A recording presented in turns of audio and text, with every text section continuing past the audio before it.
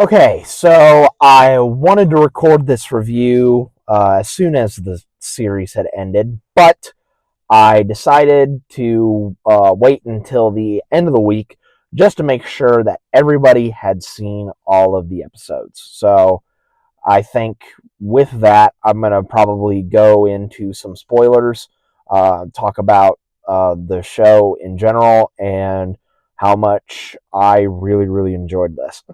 Hey guys, what's going on? It's Daniel Strunk from QuickTime Reaction, and the show that I am talking about is, of course, Skeleton Crew.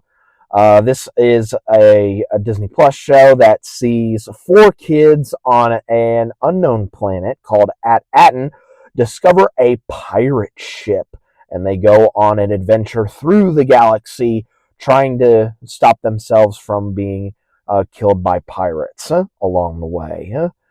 Um, I remember when this show was first announced. I think it was back in 2021 or 2022, I want to say, when this show was first announced.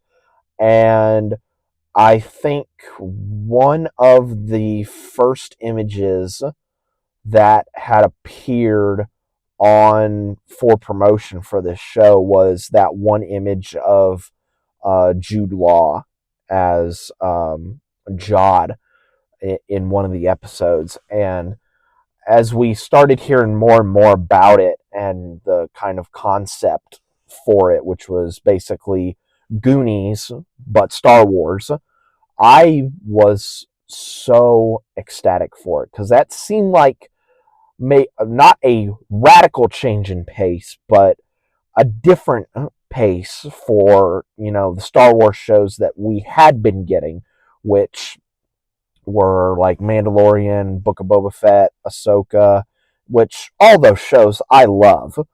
But this is quite possibly, besides like maybe Mando season one, it was like probably one of the most universally loved Star Wars shows since I think Disney bought Star Wars back in the day. Like, I've heard so much positive stuff about this show, and I'm going to continue that trend because I loved this show.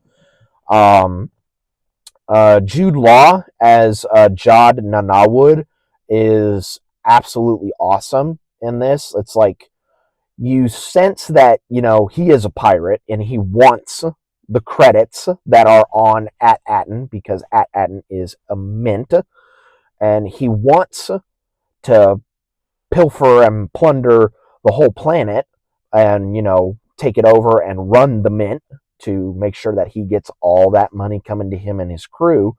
But also there's a sense of him that's like he doesn't want to hurt anybody. He tells um, Wim and Fern and their parents up in the supervisor's tower about his backstory, about how a Jedi on the run saw him and took him under her wing and taught him a little bit before she got killed. And that to me is like a person that is like, he was a scrapper before he got his Jedi training. And now that he has these extra tools in his arsenal, it's like it's increased the ways that he can, sneak and slide around tenfold.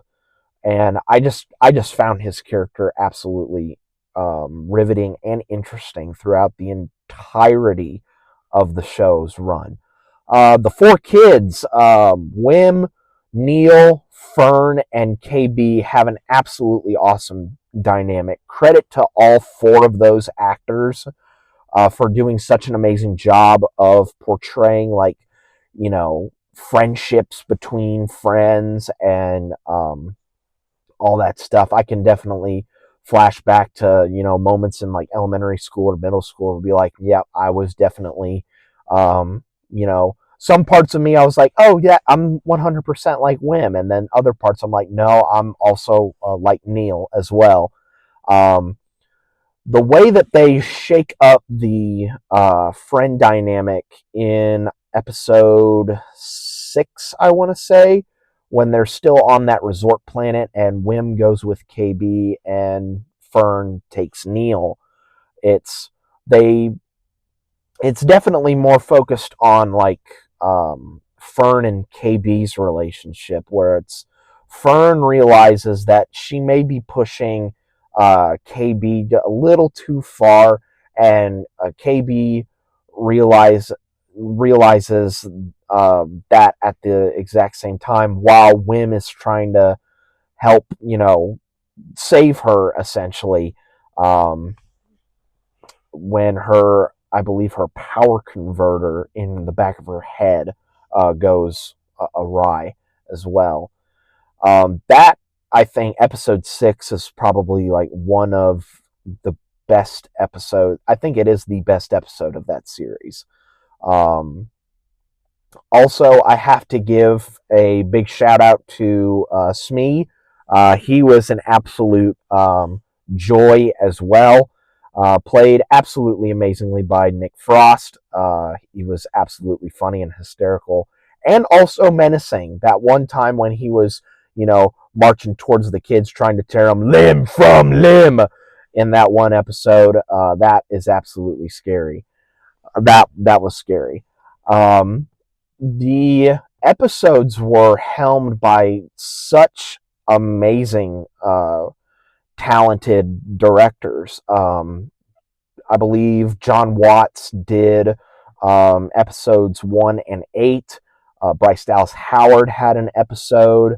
Um, Thunderbolts director Jake Schreier had an episode, and I believe it was episode 6, if I'm not mistaken. I think he might have, or no, he might have had episode 5, because I think Bryce Dallas Howard had episode 6. I can't remember exactly who directed what episode, but Jake Schreier's episode was absolutely awesome, and I'm excited to see what he does with Thunderbolts.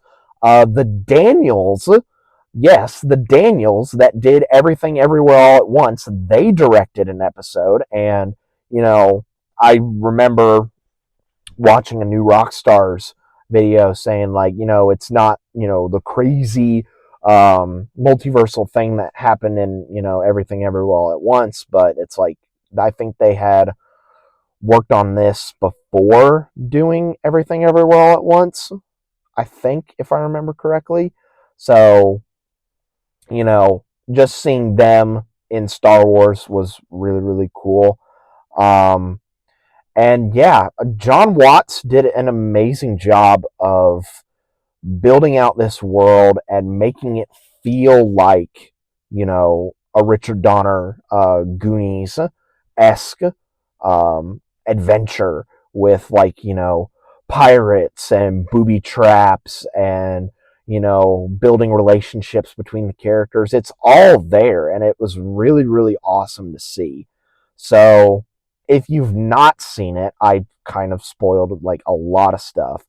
But if you have not seen it, I highly, highly, highly recommend you guys check out Skeleton Crew. All of the episodes are on Disney Plus.